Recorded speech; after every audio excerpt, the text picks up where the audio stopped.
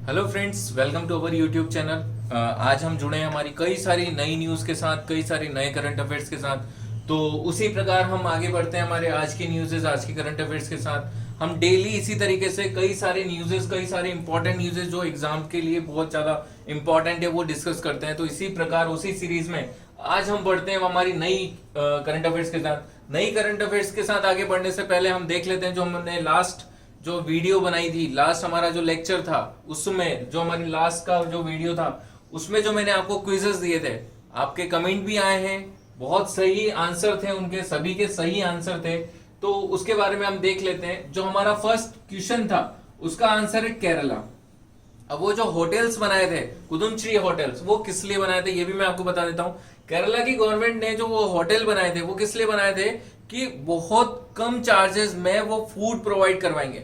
लगभग 21 रुपए कुछ, जहां तक मुझे ध्यान है 21 रुपए कुछ चार्जेस रखा है उस होटल में। 21 रुपए में आपको खाना मिलेगा, वहां पर भोजन मिलेगा, वहां पर फूड प्रोवाइड मिलेगा। ऐसे ही जो हमारा सेकंड क्वेश्चन था उसका आंसर है नेपाल। ऐसे ही हमारा जो थर्ड क्वेश्चन था, जो हमारी सेकंड कंट्री की सेकंड लार्जेस्ट जो मेट्रो रेल यानी ऑप्शनल मेट्रो रेल जो प्रोजेक्ट चलाया था वो है हमारी कहां पर, हैदराबाद मेट्रो रेल ने। और जो मैंने बुक दी थी उनके ऑथर का नाम है क्या, रोजर खान। इसी तरीके से मेरा फिफ्थ क्वेश्चन था दलहन दिवस, वो कब मनाया जाता है। दलहन दिवस मनाया जाता है 10 फरवरी। इसी प्रकार हम हमारे ओल्ड करंट अफेयर्स को भी क्विजेस में हम प्रोवाइड करवाते हैं, जिससे आपको क्या होगा बेनिफिट, जिससे आपको बेनिफिट ये होगा कि जो या आपने पढ़ रखा है या फिर आप भूल गए वो याद भी आ जाएगा, और जो इंपॉर्टेंट है सिर्फ हम वही क्विजेस में कवर करेंगे जो एग्जाम में आने के कई ज्यादा चांसेस है। तो इसी प्रकार हम बढ़ते हैं हमारे आज के करंट अफेयर्स की तरफ। आज का जो करंट अफेयर्स है वो स्टार्ट होता है हमारी पहली न्यूज से। पहली न्यूज क्या है, सेंट्रल विजिलेंस कमीशन, जिसको हम हिंदी में बोलते हैं केंद्रीय सतर्कता आयोग। अब केंद्रीय सतर्कता आयोग में जो विजिलेंस कमिश्नर बने यानी सतर्कता आयुक्त जो बने हैं वो कौन है, उनका नए नए नए बने हैं अभी यार, उनका नाम है सुनील कुमार। याद रखिएगा, जो सेंट्रल विजिलेंस कमिश्नर के जो वीसी, नए वीसी बने यानी विजिलेंस कमिश्नर जो बने वो कौन है, सुनील कुमार। अब मैं आपको एक बात बता देता हूं, जो हमारा सेंट्रल विजिलेंस कमीशन होता है इसमें किस प्रकार वो होता है। एक इसमें होता है क्या, हमारा सेंट्रल विजिलेंस कमिश्नर जो एक मुख्य आयुक्त होता है यानी मुख्य सतर्कता आयुक्त। जो मुख्य सतर्कता आयुक्त हैं वो कौन है, संजय कोठारी। ठीक है, इसके नीचे हमारे 2 वीसी होते हैं। कितने होते हैं, 2 वीसी, जो कि एक ऑलरेडी पहले थे जो थे शरद कुमार, दूसरे वीसी जो बने जैसे कि अभी हमने बताया सुनील कुमार। तो कंफ्यूज मत होना, शरद कुमार भी हमारे वीसी हैं और सुनील कुमार भी हमारे वीसी हैं। लेकिन अगर उन्होंने पूछा क्या, मुख्य सतर्कता आयुक्त यानी सेंट्रल विजिलेंस कमिश्नर, वो है हमारे संजय कोठारी। तो याद रखिएगा ये चीजें। इस प्रकार अब हम बढ़ते हैं हमारी अगली न्यूज की तरफ।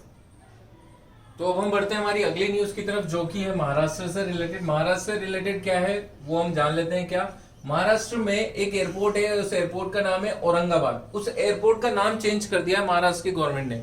अब चेंज करके क्या रखा है तो आप लोग वो भी याद रखिए, वही चीज याद रखनी है, छत्रपति संभाजी महाराज एयरपोर्ट।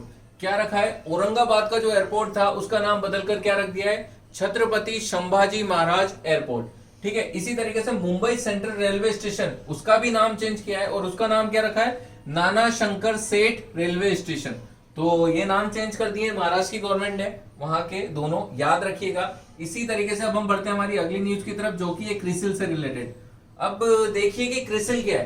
क्रिसिल को अगर हम फुल फॉर्म से ही जान सकते हैं कि क्रिसिल क्या है, credit rating information service of India limited. यानी ये क्या है, जो हमारी इंफॉर्मेशन प्रोवाइड करवाता है इंडिया की सर्विसेज से रिलेटेड। तो क्रिसिल ने ये बताया कि हमारे जो लॉकडाउन है यानी लॉकडाउन के दौरान जो इंडिया को सबसे ज्यादा नुकसान यानी नुकसान जितना होने वाला है वो चीज बताइए।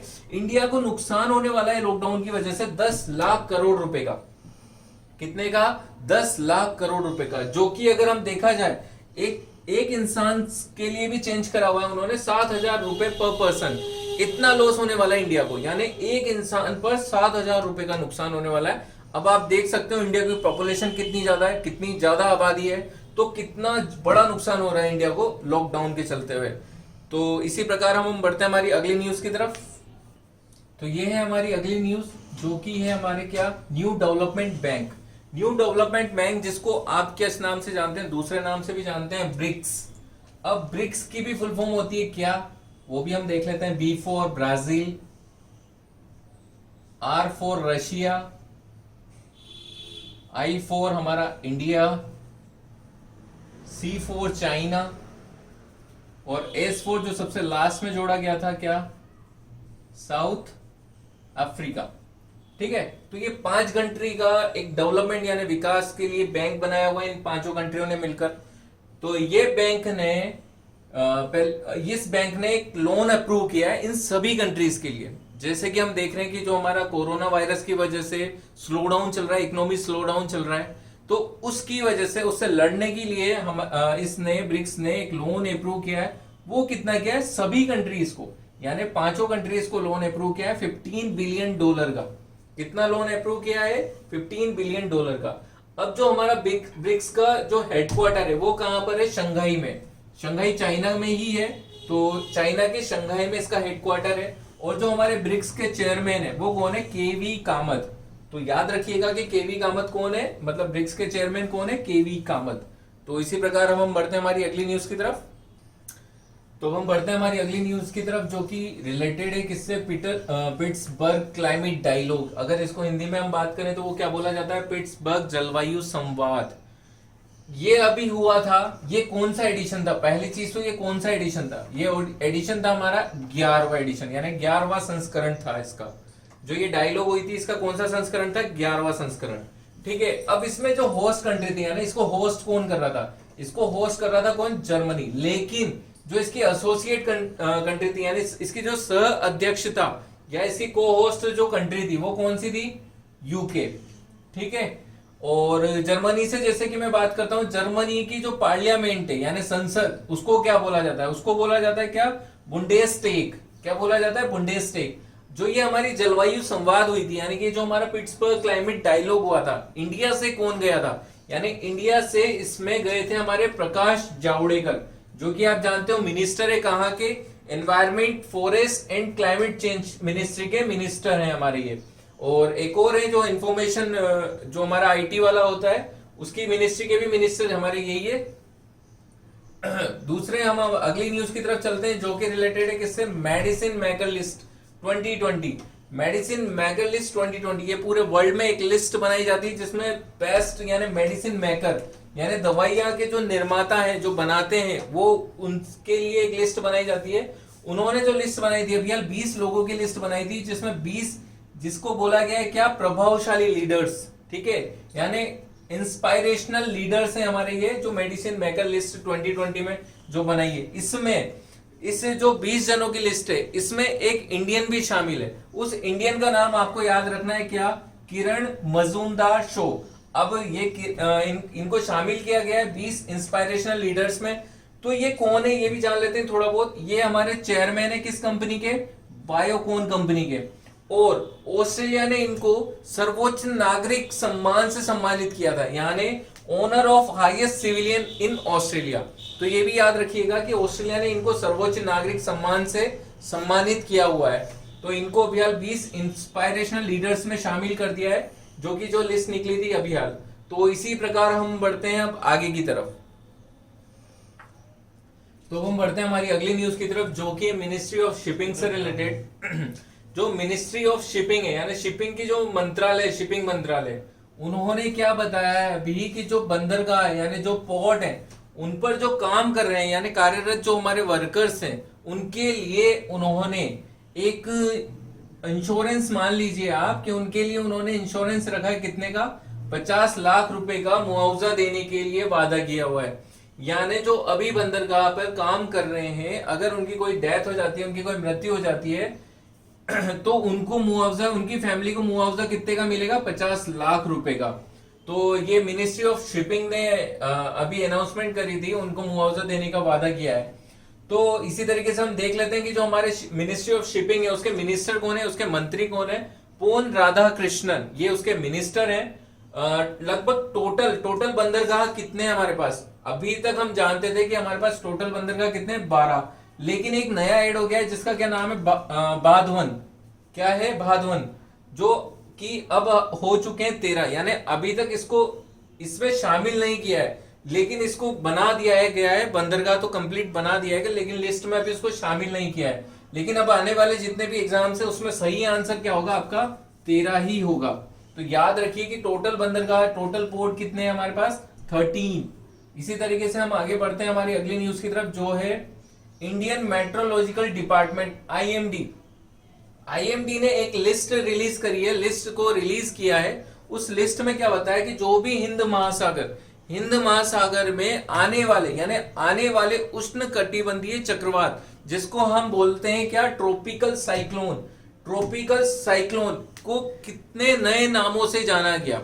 ठीक है, तो उसमें टोटल जितने भी हैं उनको नाम, कितने नामों से जाना गया, 169 नए नामों से जाना गया। तो याद रखिए कि हिंद महासागर में आने वाले नए ट्रॉपिकल साइक्लोन यानी उष्ण कटिबंधीय चक्रवात को कितने नए नामों से जाना गया, वो है 169।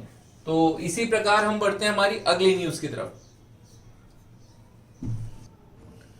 तो अब हम बढ़ते हैं हमारी अगली न्यूज की तरफ, जो कि रिलेटेड है किससे, ऑस्ट्रेलिया से। ऑस्ट्रेलिया जो डिमांड कर रहा है, यानी मांग कर रहा है, किस बारे में, किस बारे की मांग कर रहा है, वो कर रहा है कोरोना वायरस आउटब्रेक जो चल रहा है, यानी कोरोना वायरस का जो प्रकोप चल रहा है उसकी उत्पत्ति कहां से हुई, यानी वो स्टार्ट कहां से हुआ। इसके लिए एक इंटरनेशनल इन्वेस्टिगेशन होनी चाहिए, यानी अंतरराष्ट्रीय जांच होनी चाहिए। इस बात की ऑस्ट्रेलिया डिमांड कर रहा है, और इस डिमांड पर उसका जो साथ दे रहा है वो कौन दे रहा है अभी तक, यूनाइटेड स्टेट यानी यूएस, यानी इसको हम बोल सकते हैं अमेरिका ऑस्ट्रेलिया का साथ दे रहा है कि नहीं, सही है कि ये कोरोना वायरस की जो प्रकोप हमारे पास पूरी दुनिया झेल रही है, ये जो प्रकोप है, ये जो आउटब्रेक चल रहा है, ये कहां से उत्पन्न हुआ है, कहां से इसकी उत्पत्ति हुई है, कहां से ये स्टार्ट हुआ है। जैसा कि सब कंट्रीज का मानना क्या है, चाइना के युआन वहां इलाके से ये उत्पन्न हुआ या वहां से ये स्टार्ट हुआ है। तो इसके लिए एक इंटरनेशनल इन्वेस्टिगेशन होनी चाहिए, अंतरराष्ट्रीय जांच होनी चाहिए कि हर एक जगह यानी हर एक कंट्री में इसका टेस्ट होना चाहिए कि ये कहां से स्टार्ट हुआ है, पता लगे वहां से इसका ओरिजिन कहां पर है। तो वो सारी चीजें ऑस्ट्रेलिया इस चीज को डिमांड कर रहा है कि हमारे पास इंटरनेशनल इन्वेस्टिगेशन होनी चाहिए। तो उसका सपोर्ट कौन कर रहा है अभी तक, यूनाइटेड स्टेट। धीरे धीरे सभी इसका सपोर्ट करेंगे क्योंकि सभी को जानना है इस बारे में, तो धीरे धीरे अब उसका सभी सपोर्ट करेंगे, तो आगे से ये ध्यान रखिएगा। और अगली न्यूज हमारी ये है कि पब्लिक एंटरप्राइजेस सिलेक्शन बोर्ड यानी सार्वजनिक उपक्रम चयन बोर्ड, इसके जो नए चेयरमैन है वो कौन है, इसके जो नए चेयरमैन बने वो बने हैं राजीव कुमार। कौन बने हैं, राजीव कुमार। तो इसी प्रकार ये था हमारा आज का करंट अफेयर्स। अब हम मिलेंगे आपको अगली क्लास में अगले नई न्यूज के साथ, अगले करंट अफेयर्स के साथ। ठीक है, आज के लिए इतना ही, धन्यवाद।